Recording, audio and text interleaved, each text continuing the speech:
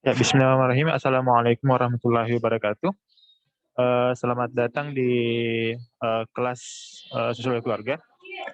Hari ini adalah hari kita sudah masuk pada pertemuan di materi keempat ya, di materi keempat karena eh, pertemuan yang lalu kan kita membahas tentang bagaimana sih peran keluarga dalam eh, kehidupan sosial masyarakat.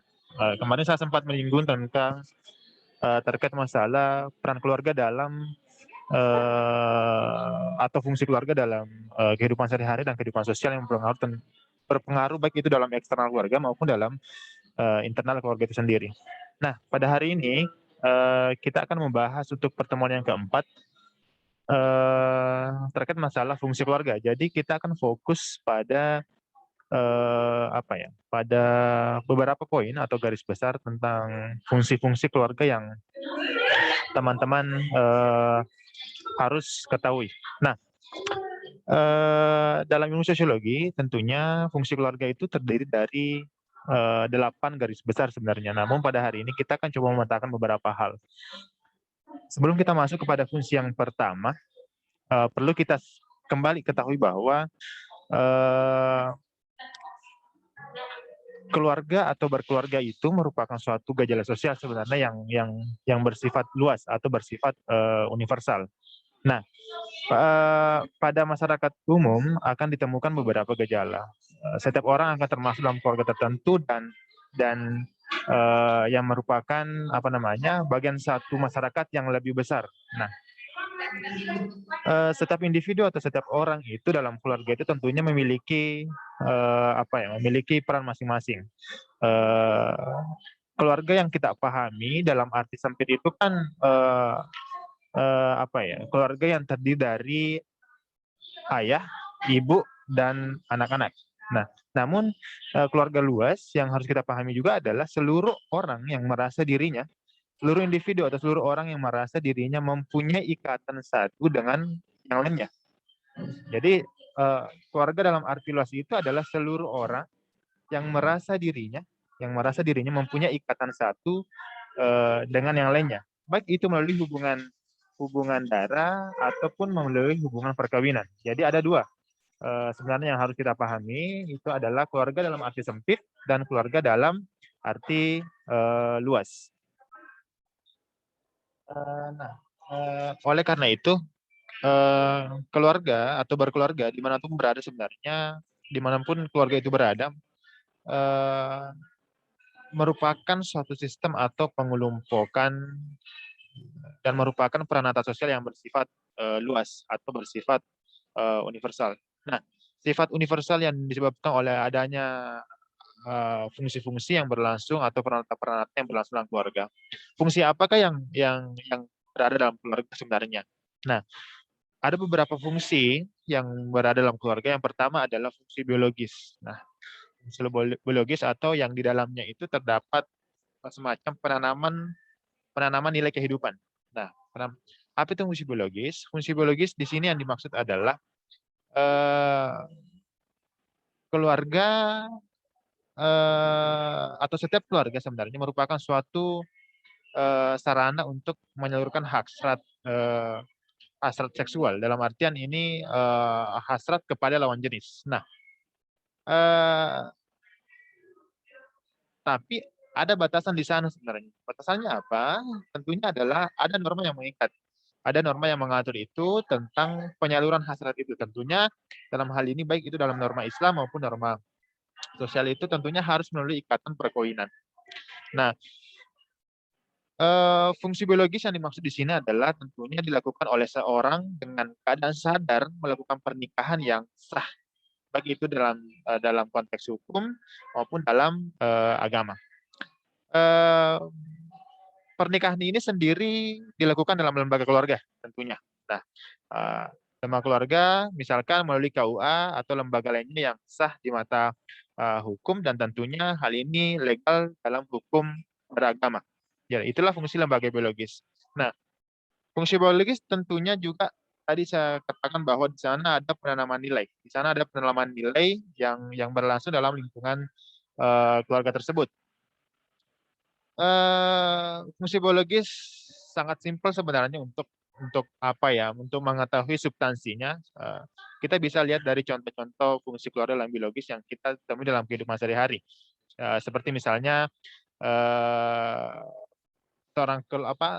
keluarga yang melahirkan keturunan, baik itu dalam jenis kelamin perempuan maupun laki-laki, sehingga keluarga tersebut bisa melangsungkan hidup antar generasi, jadi regenerasi. Nah, itu yang biasa sebagai fungsi biologis. Namun dalam konteks sosiologi keluarga, minggu lalu kan sudah jelaskan bahwa eh, definisi keluarga itu sendiri tidak hanya meliputi bapak, ibu, atau anak dari hasil hubungan biologis atau keturunan, tapi juga yang dimaksud di sini adalah adopsi. Nah, adopsi. Nah, seringkali kan kita ketemu di kehidupan nyata, di kehidupan kita sehari-hari, ada keluarga kita ataupun ada keluarga tertentu yang tidak bisa melanjutkan generasi itu atau tidak bisa melahirkan anak. Sudah melalui proses pernikahan yang sah, sudah sah secara hukum maupun secara agama, tapi tidak mampu untuk memiliki keturunan. Maka ada yang disebut sebagai adopsi atau mengadopsi anak. Nah, itu sah-sah saja di mata hukum. Nah, tentunya di luar daripada itu juga banyak kejadian-kejadian yang terjadi di luar yang bertolak belakang dengan hal ini. Misalkan dalam konteks sosial budaya atau kebudayaan dalam masa kasar itu ada yang dinamakan sebagai silarian. Ketika ketika kedua pasangan ini belum sah secara hukum atau secara agama, tapi eh, tidak direstui oleh kedua keluarga, maka biasa terjadi kawin lari atau silarian dalam konteks budaya Makassar atau Bugis Makassar. Nah, hal inilah yang cenderung mengakibatkan hal-hal negatif yang terjadi di lingkungan sosial kita. Misalkan ada hubungan di luar nikah atau melahirkan tapi tidak melalui proses pernikahan. Tentunya ini ada aturan atau norma atau sanksi di luar daripada sanksi sosial yang akan menghukum mereka tentunya. Misalkan seks bebas sampai kepada melahirkan anak, dan bahkan banyak kasus-kasus aborsi yang sering kita jumpai. Nauzubillah min zalik.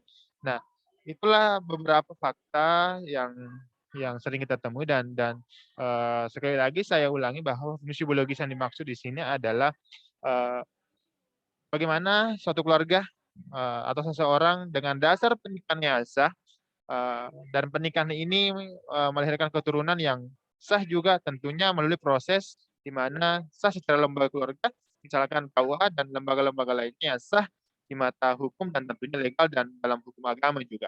Nah, itulah yang dimaksud sebagai fungsi biologis. Sebelum kita melangkah ke fungsi selanjutnya, perlu kita pahami dalam fungsi biologis itu dalam hal ini pernikahan yang sah secara lembaga ataupun hukum atau lembaga hukum, tentunya banyak banyak hal menarik sebenarnya yang sering kita jumpai juga, termasuk dalam proses perkawinan itu atau proses pernikahan itu. Misalkan dalam keluarga budaya kita, budaya orang Bugis maupun budaya Betawi misalkan, aturannya kan kebanyakan kan budaya Betawi misalkan atau budaya Bugis itu laki-laki itu minimal berusia 18 tahun. Minimal berusia 18 tahun itu sudah bisa menikah, dan perempuan pun demikian.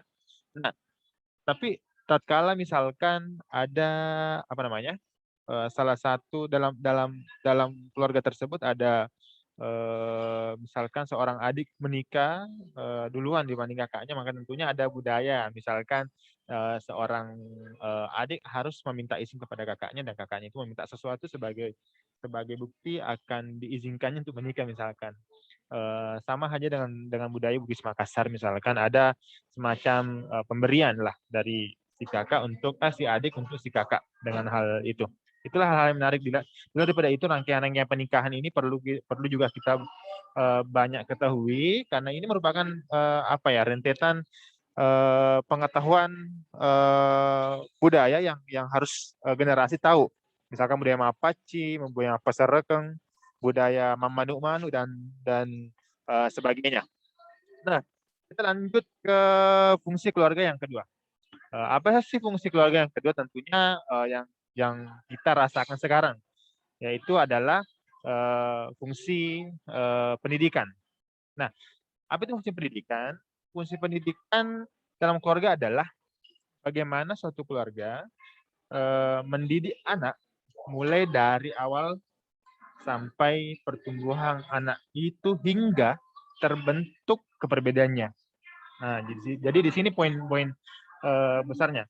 Tadi kan berbicara tentang fungsi biologis itu lebih ke bagaimana melahirkan generasi. Nah, ini adalah fungsi pendidikan adalah bagaimana setelah generasi itu lahir, seorang anak itu harus dididik mulai dari awal pertumbuhan sampai kepada terbentuk perkawinannya. Apa?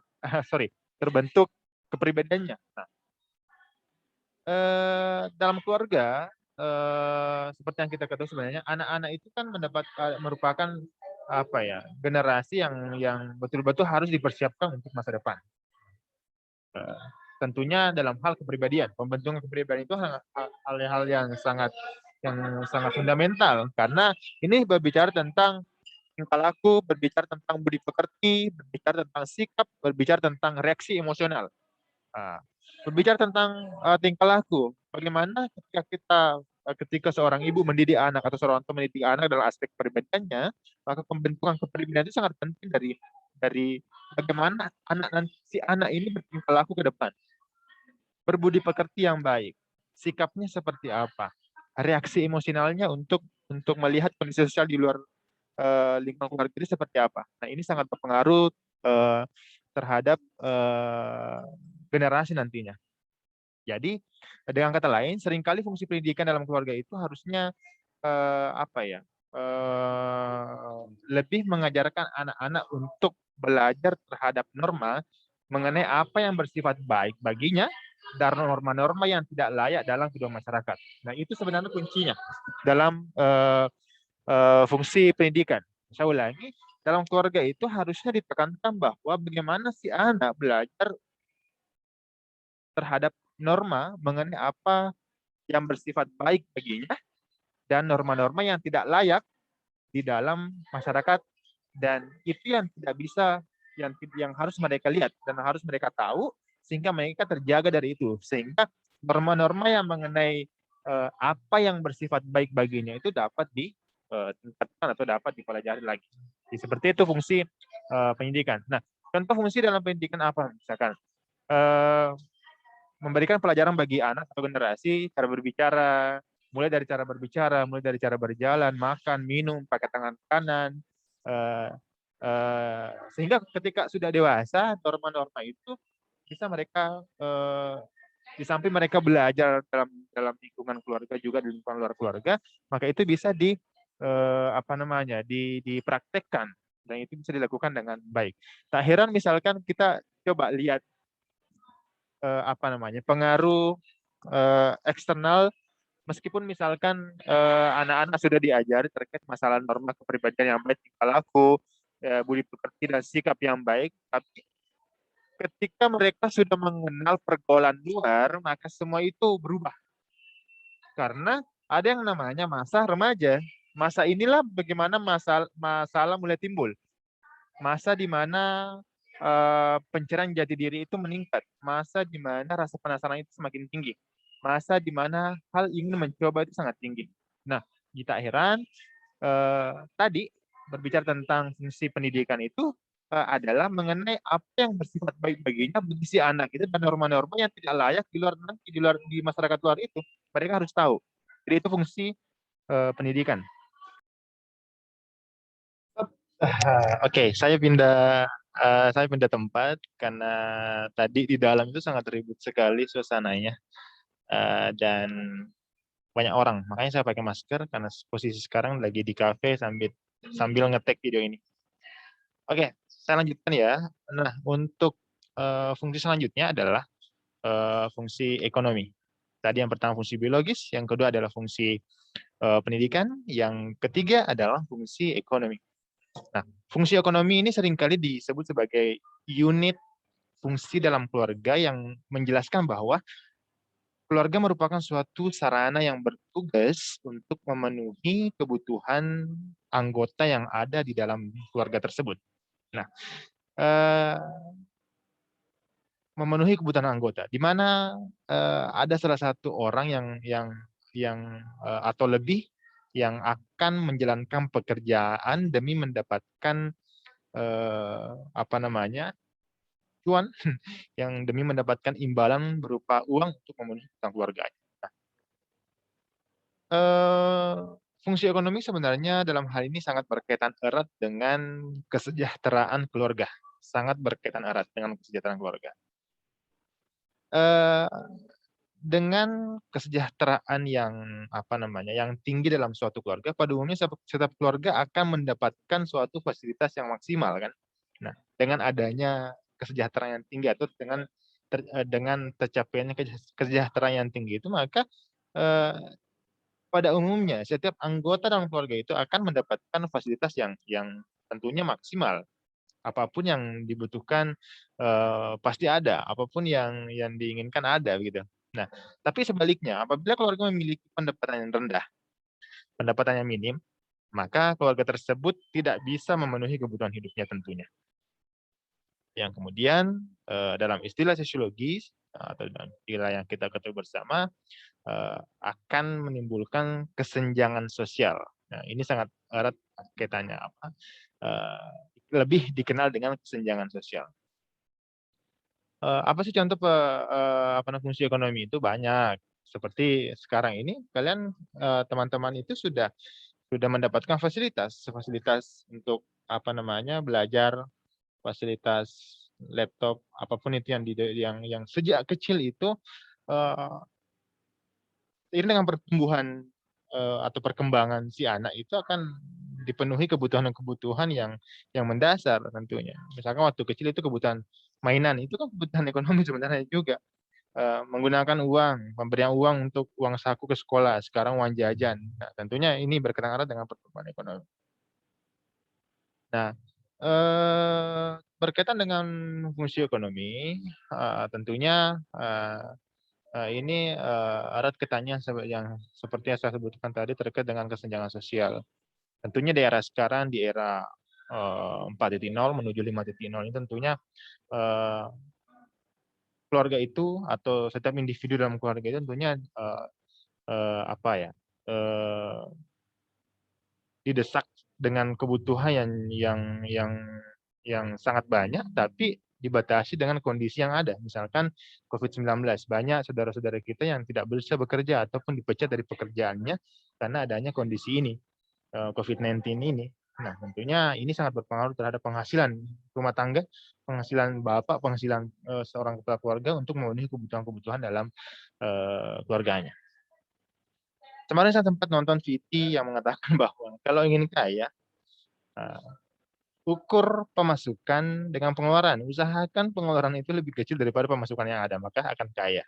Ini sering saya sampaikan kepada teman-teman ketika diseling materi, misalkan saya bilang, kalau ingin enak jadi mahasiswa, uang jajan cukup, itu teorinya. Ukur pengeluaran Anda dan berapa pemasukan yang Anda dapatkan. Pemasukan ini kan uang dari orang tua nih. Nah, tapi kalau ketika kita mampu untuk melakukan pekerjaan di luar daripada itu yang menghasilkan, kenapa tidak kan? Ya, nah, fungsi ekonomi tidak saya rasa dalam hal ini tidak menuntut apa yang orang tua kasih ke kita. Tapi fungsi ekonomi yang dimaksud di sini adalah bagaimana setiap individu yang ada dalam keluarga itu memiliki fungsi peran-peran masing-masing, termasuk peran terhadap ekonomi ini, membantu orang tua misalkan. Membantu orang tua kan tidak teman-teman kita memberikan uang kepada orang tua atau memberikan barang apapun itu, tapi membantu dalam sisi ekonomi adalah berpenghasilan sendiri untuk kebutuhan sendiri, cukup dipakai sendiri, itu juga membantu perekonomian keluarga. Nah, itulah fungsi keluarga dalam ekonomi. Terus selanjutnya adalah fungsi rohani atau fungsi agama. Nah, ini yang sangat mendasar sebenarnya. Nah, fungsi agama pada umumnya dikenal dengan penanaman keyakinan atau keyakinan individu dalam kehidupannya. Nah, tentunya di lingkungan sosial kan banyak agama.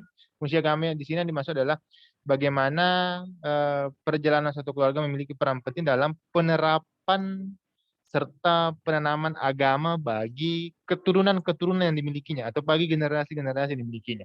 Tergantung agamanya apa. Saya tidak menyebutkan harus agama ini, harus agama itu. Saya rasa semua aturan dalam agama itu tidak memaksakan untuk beragama.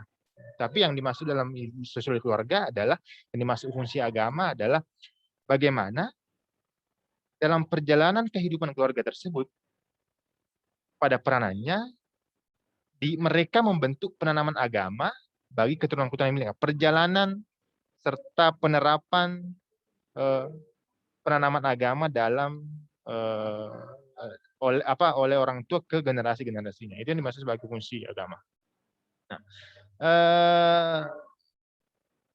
agama dan keluarga tidak akan pernah bisa dipisahkan. Meskipun sekarang bermunculan di era sekarang ini bermunculan agnostik, pemahaman-pemahaman yang tidak paham, yang hanya percaya dengan sains tapi tidak percaya dengan Tuhan. Seperti yang viral kemarin, Pardede, sensor namanya ya, ketangkep, itu kan salah satu komedian yang menggaungkan tentang pemahaman agnostik itu, yang sangat paham, yang sangat mencintai sains, seakan-akan itu agama tidak ada apa-apanya ketika dikaitkan dengan sains, ya. Ketika dikaitkan dengan sains, makanya mereka memilih tidak untuk beragama, tapi melihat dari segi sains atau pembuktiannya, misalnya. Celetukan-celetukan yang muncul kan yang banyak mempengaruhi paradigma anak muda sekarang itu kan, ataupun pola pikir anak muda sekarang, misalkan celetukan humornya mengatakan bahwa apakah agama memberimu uang, gitu. Apakah Tuhanmu memberimu uang? Mana Tuhan? Agama. Tapi kalau saya pribadi, dilihat daripada keyakinan, ketika kita berbicara masalah keyakinan, inilah realita yang ada, yang muncul di kehidupan sosial kita, bahwa seiring dengan berkembangnya pengetahuan, seiring dengan berkembangnya apapun itu, sekarang banyak juga pemikiran-pemikiran yang menurut mereka punya dasar dan itu akan digaungkan. Child free misalkan kemarin, keputusan untuk tidak memiliki anak, itu kan sekarang lagi viral-viralnya. Tapi ketika kita berbicara masalah penanaman keyakinan, penanaman agama, tentunya sains itu adalah justru membuktikan kebenaran-kebenaran yang ada pada satu agama sebenarnya. Justru membuktikan kebenaran-kebenaran yang ada pada aturan-aturan keagamaan sebenarnya. Sains itu justru membuktikan itu. Kan sains yang membuktikan kebohongan agama sebenarnya, tapi justru sains yang mendukung kebenaran agama, maka kebenaran agama itu akan semakin benar gitu. Akan panjang ini kalau kita jelaskan, tapi pada intinya fungsi agama dalam keluarga itu harus betul-betul ada. Bagaimana setiap keluarga itu harus memiliki peran penting dalam penerapan serta penanaman agama bagi generasi-generasi yang dimilikinya. Seorang ibu atau ayah memberikan contoh bagaimana pergi sholat di masjid sehingga anak laki-lakinya harus ikut. Seorang ibu memberikan contoh bahwa bagaimana seorang perempuan itu harus masak di dapur dan patuh terhadap suami atau patuh terhadap kakak. Misalkan seorang orang tua mengajarkan kepada anak-anaknya untuk bagaimana sih, berapa sih sholat 5 waktu itu, berapa rakaat sholat maghrib dan sebagainya. Seorang bapak mengajarkan kepada anaknya bagaimana pergi ke gereja misalkan dan sebagainya. Nah, itulah yang dimaksud sebagai fungsi agama dalam keluarga. Apa fungsi yang lain? Apa contoh yang lain dari fungsi agama? Contohnya mengajarkan anak dalam bidang agama yang diyakini oleh orang tua secara totalitas sebenarnya, tidak setengah-setengah. Karena seorang anak itu cenderung itu biasanya akan mengikuti keyakinan orang tuanya. Tapi di luar daripada itu, banyak juga keluarga-keluarga yang sering kita temui bahwa mereka memberikan hak otoritas tersendiri, hak tersendiri kepada anak-anaknya untuk memilih agama. Contohnya kan salah satu artis dari Corbuzier, ketika dia memahami bahwa saya memberikan kebebasan untuk anak saya untuk beragama dan sebagainya. Banyak orang-orang yang melahirkan generasi yang berbeda dengan agama yang dianut oleh orang tuanya sekarang.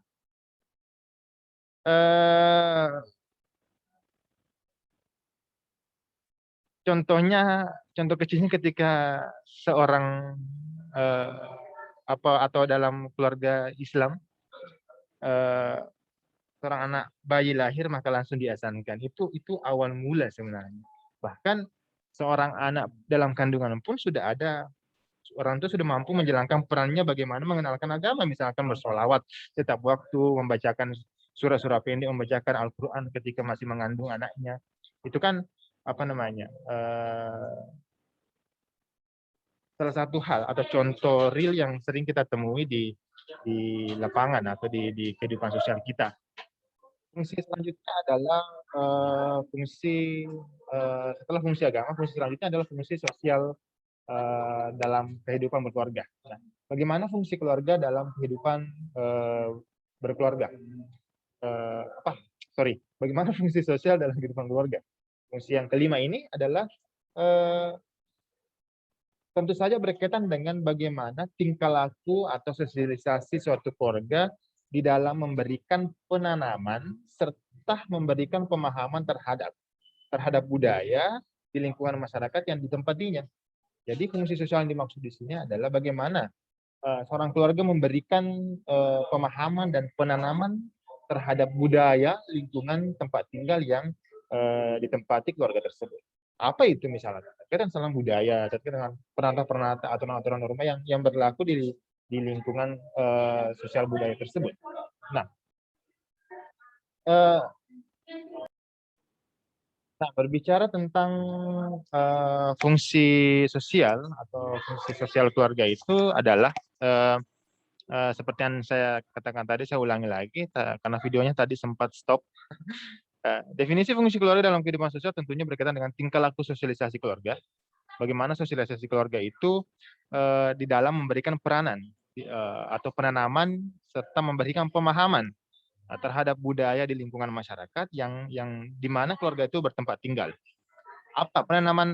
Pemahaman dan penanaman apa yang diberikan oleh keluarga terhadap anggotanya. Nah, contohnya adalah bagaimana memberikan norma kesopanan.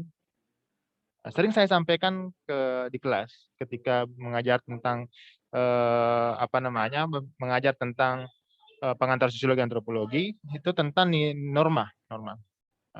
Norma kesopanan salah satunya, misalkan diajarkan oleh seorang anggota keluarga kepada keluarganya, contohnya budaya mapatabe, budaya makan pakai tangan kanan, budaya mendahulukan orang tua, dan itu berlaku juga saya lihat di kalian bawa atau teman-teman bawa ketika misalkan bertemu di kelas online misalkan.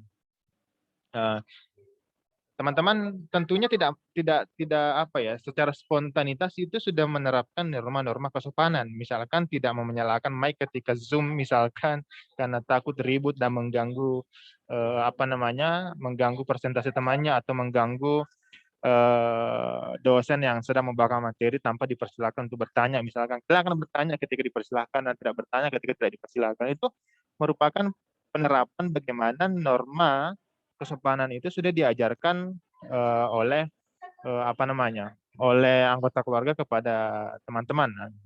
Nah, itu fungsi kelima. Selanjutnya adalah fungsi keenam, itu adalah fungsi rekreasi. Nah, fungsi rekreasi tentunya ini merupakan kebutuhan mendasar juga sebenarnya dalam keluarga. Nah, fungsi selanjutnya itu adalah fungsi rekreatif atau fungsi rekreasi. Ini bisa dikatakan sebagai tadi yang saya jelaskan, fungsi yang cukup mendasar juga terkait masalah bagaimana secara kesatuan keluarga ini bersama-sama rekreasi ke suatu tempat misalkan dengan tujuan mendapatkan hiburan atau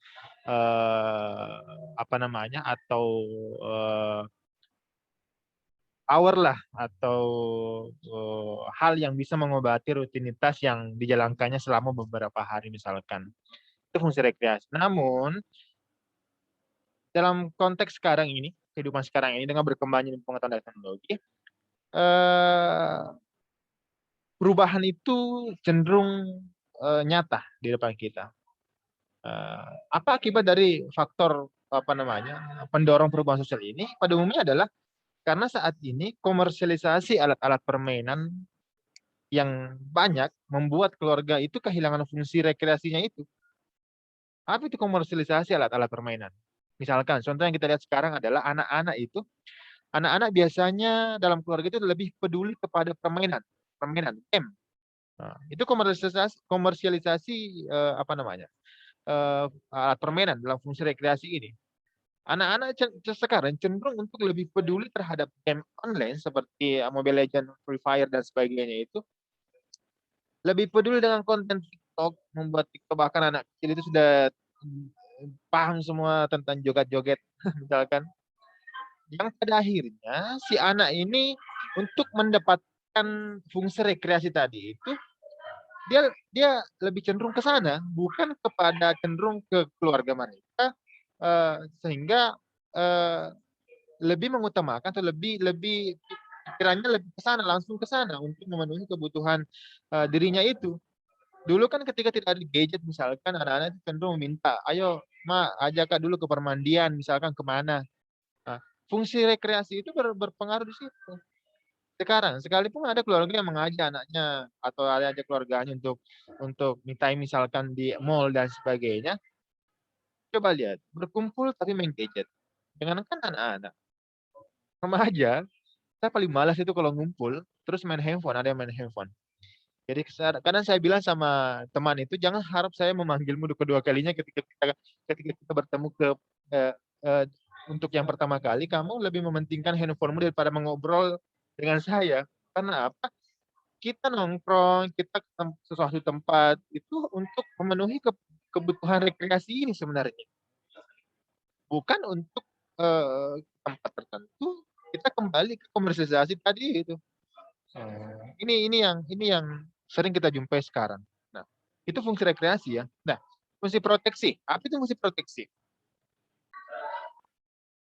Fungsi proteksi ini adalah sama halnya fungsi pemenuhan rasa aman. Jadi keluarga itu adalah tempat paling aman sebenarnya, tempat paling aman untuk tempat curhat cerita dan lain-lain. Nah, karena perkembangan individu dalam keluarga, perkembangan anak tentunya memerlukan itu, memerlukan rasa aman, kasih sayang, simpati dan lain-lain. Nah, keluargalah tempat mengadu, keluargalah tempat mengakui kesalahan-kesalahan, keluargalah tempat untuk mencurahkan segala problema hidup yang dijalankan. Nah, sekarang apa? Keterbukaan untuk hal-hal seperti itu bergeser. Nah, lebih cenderung bercerita ke temannya, ke sahabatnya, curhat sana sini. Nah, fungsi ini sebenarnya harusnya memberikan rasa aman kepada keluarga terkait masalah psikologis misalkan. Nah, sehingga ketika fungsi proteksi ini berjalan dengan baik, maka segala sisi yang tidak nampak dalam kehidupan itu bisa diceritakan keluarga sebagai tempat konsultasi. Fungsi psikologi dengan peranan itu, fungsi psikologi kan perlindungan rasa aman, memberikan kenyamanan bagi seluruh keluarga atau anggota keluarga. Nah, fungsi proteksi seperti itu. Keluarga sebagai tempat untuk mendapatkan rasa aman itu. Misalkan contoh kecilnya fungsi dari fungsi proteksi ini adalah seperti misalkan adanya larangan dari seorang ayah untuk anak perempuannya pulang lewat jam 9 malam misalkan. Itu sebagian kecil dari bagaimana orang tua itu menghindari generasinya untuk sesuatu hal yang negatif di luar sana. Nah, itu fungsi proteksi. Nah, yang terakhir adalah fungsi budaya. Nah, fungsi yang terakhir ini adalah untuk mendorong setiap anggota keluarga dalam apa ya?